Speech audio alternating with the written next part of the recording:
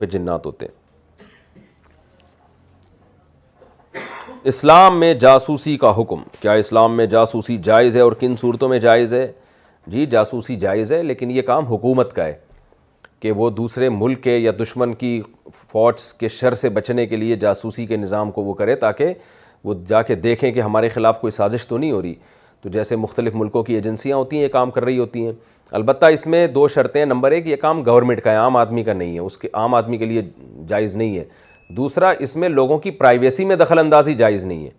बाज़ दफ़ा एजेंसी वाले लोगों की कॉल्स रिकॉर्ड करके उनकी प्राइवेसी में घुसना शुरू हो जाते हैं, फिर वो उससे ब्लैकमेल करते हैं, होटलों में खुफिया कैमरे लगा देते हैं और लोगों को ब्लैकमेल करते हैं। बाज़ लोग इस तरह करते हैं, मैं नहीं कह रहा सब करते हैं, तो ये बिल्कुल हराम और नाजायज़ है।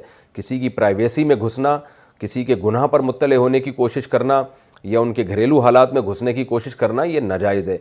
और नबी सल्लल्लाहु अलैहि वसल्लम की हदीस का मफ़हूम है कि जो जिसके गुनाह पे जो गुनाहों से पर्दा उठाता है ना, तो कल क़यामत में अल्लाह इसको भी लोगों के सामने रुस्वा करेंगे।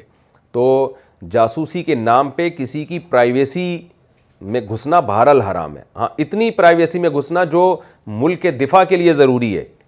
जैसे आपको किसी के बारे में शुबा है कि वो पता नहीं मोबाइल पे कहीं ऐसा तो नहीं कि दुश्मनों से राब्ते हैं उसके, तो फिर उसकी मोबाइल कॉल रिकॉर्ड करके सुनना, वो तो एक मजबूरी है, ज़रूरत है। लेकिन लोग बाज़ दफ़ा जासूसी के नाम पे ना लोगों के घरों तक में घुस जाते हैं और उनकी ज़ातियात से मुताल्लिक भी मालूमात लेके फिर उनको ब्लैकमेल करने की कोशिश करते हैं। बिल्कुल हराम नाजायज़ अमल है ये। जैसे आप देख लें, होटलों में स्कैंडल आते रहते हैं खुफिया कैमरों के, तो ये बिल्कुल हराम है।